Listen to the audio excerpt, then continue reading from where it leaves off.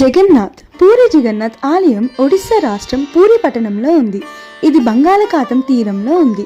అదేనండి బే ఆఫ్ బెంగాల్. హిందూ ఆలయాల్లో ఇది ఒక ప్రముఖ ఆలయం.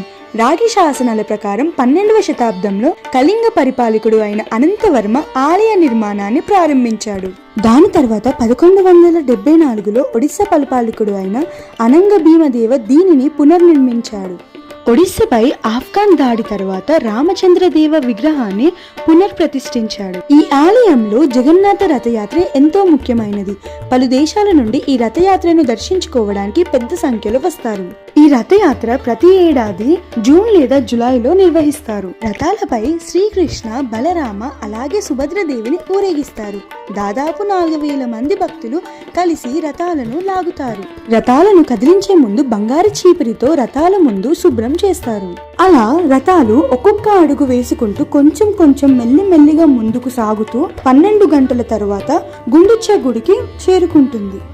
అలా చేరుకున్న రథాలు వారం రోజుల పాటు గుండిచ్చాదేవి ఆతిథ్యం స్వీకరించి దశమి నాడు తిరిగి ప్రయాణం మొదలు పెడతారు.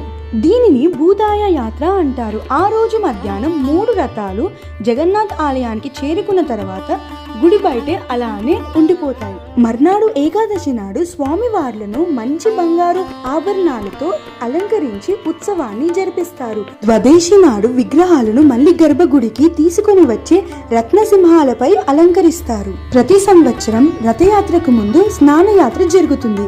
ఇందులో జగన్నాథుడు బలరాముడికి, సుభద్రదేవికి 108 కలశాలలో స్నానం చేయిస్తారు. ఇలా స్నానం చేయించడం వల్లనే, అలాగే ఆ రథయాత్రలో చల్లని గాలి తాకడం వల్లనే స్వామివార్లకి అలానే అమ్మవారికి జ్వరం వస్తుందని నమ్ముతారు. ఇలా దేవుడు అనారోగ్యం గురి అవ్వడం కారణంగా 15 రోజులు దర్శనాలు ఉండవు. పూరి జగన్నాథ్ ఆలయంలో గుండె మారుతుంది అంటే ఆలయంలో శ్రీకృష్ణ హృదయం సజీవంగానే ఉంది అని నమ్మకం. అక్కడ హృదయం స్థానంలో బ్రహ్మ పదార్థం అని ఒక పదార్థం ఉంటుంది. అదే స్వామివారి హృదయం అని నమ్ముతారు. హిందూకి తన జీవిత కాలంలో తప్పక దర్శించుకోవాల్సిన చార్ధం పుణ్యక్షేత్రంలో ఇది ఒకటి.